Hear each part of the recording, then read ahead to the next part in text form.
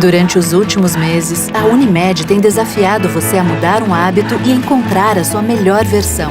O novo coronavírus apareceu e vamos precisar do esforço de todo mundo. Por isso, a gente tem um novo desafio até tudo voltar ao normal. Fique o máximo possível em casa. Cuidar de você. Esse é o plano. Unimed. Muito bem, voltamos do nosso intervalo, agora com os destaques da coluna Pente Fino, com o nosso colega Rodrigo Finardi, que já está aqui conosco. Boa tarde, Rodrigo. Boa tarde, Leandro, como é que está? Tudo certo. E olha, hoje na tua coluna, o governador está aí ao lado da bandeira laranja, e o destaque é a definição das cores das bandeiras, que deve ser compartilhada com municípios. Isso aí foi em questão, aquilo que nós fizemos no dia, logo depois que Erechim reverteu a situação da bandeira vermelha para a laranja. Nós estamos conversando, né, Leandro, fizemos uma pergunta no grupo da coletiva Eduardo Leite e a primeira pergunta respondida por ele na coletiva foi a do jornal e TV Bom Dia. Que eu perguntei para ele se era possível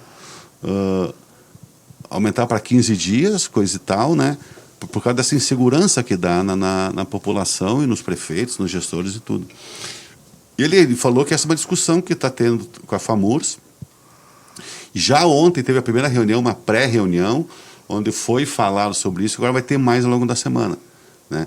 Então ele disse que quer sim fazer uma cogestão compartilhada com os municípios, uma cogestão do distanciamento controlado. Porém, ele não abre mão dos indicadores, tudo como quer ainda, que vai continuar o sistema de bandeiras. Agora essa discussão que vai por uns dias ainda, que vai ter muitas ideias, para ver. Eu não sei se vai valer para essa semana, eu acho que não ainda. Não sei se vão conseguir. Hoje já é quarta-feira e amanhã, quinta-feira, é o dia que eles recolhem os indicadores, os 11 indicadores, para na sexta-feira anunciar as bandeiras da próxima semana. Eu acredito que na outra semana, quem sabe, a gente já consegue ver como é que vai ser esse novo modelo com cogestão com os municípios. Olha, que não usem, aí eu vou dizer aqui, ó, é ano eleitoral, se acertarem, ele está, digamos assim, compartilhando as decisões. Eu não quero ver municípios, acho que ninguém quer ver, que brinque com a saúde, e usar esse tipo de poder politicamente por ser um ano eleitoral. Verdade. Olha, vamos falar disso aqui, ó, mapa de cobertura de sinal obrigatório. O que é isso? Olha, eu achei interessante um projeto de lei sugestão que o vereador Pimenta, o Gil Serafim, apresentou segunda-feira na Câmara. Todo mundo tem uma linha telefônica e tu compra, e tu pega, tu sai aqui para um lado, não pega. Então ele quer exigir obrigatoriamente que quando tu compra uma linha de determinada operadora de telefonia móvel, a operadora seja obrigada a te mandar por SMS, tudo, o mapa de cobertura do sinal. Eu acho extremamente, isso é qualidade de serviço, achei uma bela iniciativa do Pimenta. Olha, é que esses dois nós vamos falar junto, porque é destaque nas redes sociais, muita gente está comentando esses dois assuntos. A FRINAP ameaçada e o acampamento Farroupilha não dá para afirmar se sai ou não. E ainda tem, que não tem aqui, o 7 de setembro, que é mais uma questão verdade. Que a Liga de Defesa Nacional está discutindo, já foi conversado com o prefeito. Se fosse hoje, o prefeito beneficiou que não sai o desfile de 7 de setembro, ainda existe uma conversação nos próximos dias, porém, só que as crianças têm que se organizar, as entidades, esse momento não tem como. Verdade. Então, provavelmente vai ter algum outro tipo de atividade do 7 de setembro, mas ainda não está nada decidido. FRINAP ameaçada. Eu conversei com o... Eu tinha falado, acho, uns 3 meses atrás, lá no início da pandemia, com o presidente da CIEU, o Fábio Vendrusco. Ele disse que existe a possibilidade de quem sabe fazer uma FRINAP menor, com menos dias em função da pandemia. Só que a pandemia se arrasta, já estamos em agosto, praticamente, né? Ela seria em novembro, logo depois das eleições. Então ele diz que hoje é difícil, porque as questões sanitárias impedem que haja aglomeração de pessoas, e uma feira vai ter aglomeração de pessoas. Ela não está ainda 100% descartada, mas tudo indica que dificilmente irá acontecer. Ele diz que o planejamento está pronto, tudo, se tivesse como ocorrer, porque se a saúde pública assim achasse, ele não teria problema de fazer. Mas ele acha que hoje está meio difícil ainda de pensar em feira, com esse avanço da doença. Ontem tivemos umas 1.340 mortes no Brasil, ultrapassamos quase 81, 82 mil óbitos no país, apesar da nossa região estar meio controlada, mas as decisões não são locais. A gente já viu tantos locais aí que já cancelaram seus grandes eventos, e eu acredito que não seja diferente aqui em Erechim. Mesma regra vale para o acampamento Farroupilha, que seria mais cedo, isso é em setembro, na data máxima dos gaúchos, 20 de setembro, eles dizem que antecedem o 20 de setembro. O que ele me disse, o Vendrúsculo disse, que eu acho que é interessante, assim, ó. No ano passado, pós-feira, após o Campamento Farroupilha, como não ia ter outra atividade grande no parque, eles negociaram com os donos dos galpões que deixassem eles montados. Então estão todos os galpões montados lá na feira. Que esse é o maior gasto, o maior tempo. Se condições sanitárias, vale a mesma coisa da FRNAP, impedir eles que em 3, 4 dias está montado o esquema do Campamento Farroupilha. Só que hoje ele diz que hoje não dá para afirmar se sai ou não, né? Então é questão, eu acho que os grandes eventos vão ficar tudo para 2021, né? Olha, reversão da bandeira não é alforria para o mau comportamento. Conversei com o prefeito sobre o Luiz Schmidt, prefeito de Erechim, depois da 4ª vez que Erechim conseguiu reverter a bandeira, ele disse que fez um alerta, né?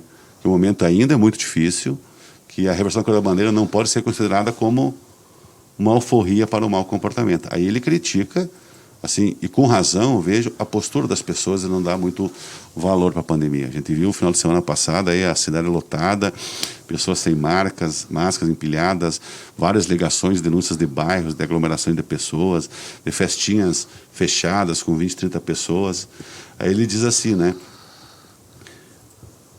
Que me chama, olha essa frase dele: nunca seremos uma nação, podemos até ser um país, mas nação acho muito difícil. Então está aí mais um desabafo do prefeito, e com razão, entendi, com razão. A população hoje só sente quando alguém ele pega ou fica mais grave ou perde algum ente querido. Daí o cara vai para o hospital, bate lá na porta do Santa Terezinha, não tem leito de UTI, a culpa é de quem? Do Schmidt, né? É sempre a culpa dos gestores, mas isso é uma questão compartilhada. Todo mundo tem É uma questão compartilhada, todo mundo tem que fazer a sua parte, é verdade. Projeto de desenvolvimento de várias gestões. Porque todo dia estou se aproximando a eleição, as convenções partidárias, que vai ser agora em último dia de agosto, até dia 16 de setembro, nós vamos ter todo definido os candidatos à prefeitura e à vereança de Erechim. Ontem eu troquei umas palavrinhas com o pré-candidato a prefeito dos Tucanos.